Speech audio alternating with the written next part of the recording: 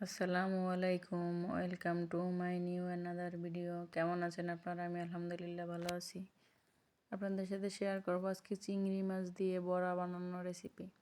ফার্স্টে আমি একটি বলের ভিতরে এই যে পেঁয়াজ কুচি, মরিচ কুচি, তারপর হচ্ছে ধনিয়া পাতা, হলুদের গুঁড়া, মরিচের গুঁড়া, লবণ, তারপর হচ্ছে একটু আদা বাটা, একটু রসুন বাটা নিয়ে এগুলো হাত দিয়ে মথে নিয়েছি।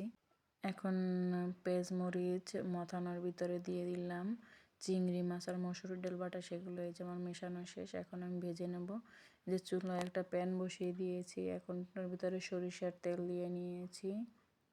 তেলটা গরম হলে আমি এটার ভিতরে একটি চামচের সাহায্যে বড়াগুলো দিয়ে দেবো একটা একটা করে। এই যে আমি বড়াগুলো এখন দিয়ে দিচ্ছি চামচের সাহায্যে গোল গোল করে।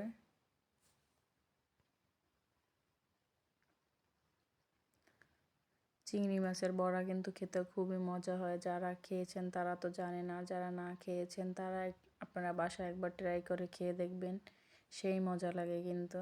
বিশেষ করে দুপুরে গরম ভাতের সাথে খেতে কিন্তু সেই লাগে। এই যে আমি সবগুলো বড়া দিয়ে দিয়েছি।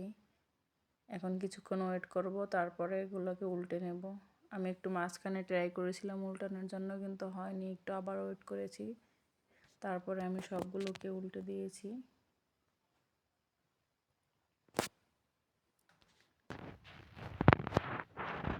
আমি একটু ফাঁকা ফাঁকা করে দিছি যাতে একটার গায়ে আর একটা না লেগে যায়। এই যে আমি উল্টে দিয়েছি। এখন আবার সবগুলোকে এভাবে উল্টে পাল্টে দু পিঠ সুন্দর করে ভেজে নিয়েছি। এই যে দেখুন গাইস, তারপরে আমি ওইটা ভাজা শেষ। তারপরে আমি আবার বাকি যেটুকু ছিল ওটুকু দিয়ে দিলাম। এই যে সেটা উল্টে নিলাম। এভাবে সবগুলোকে বড়া আমি ভেজে নিলাম। এই যে আমার ফাইনাল বড়া ভাজা রেডি। কেমন হয়েছে বড়া রেসিপি কমেন্ট করে জানাবেন সবাই প্লিজ। আজকে ভিডিওটি এই পর্যন্ত। সবাইকে ধন্যবাদ। আল্লাহ হাফেজ।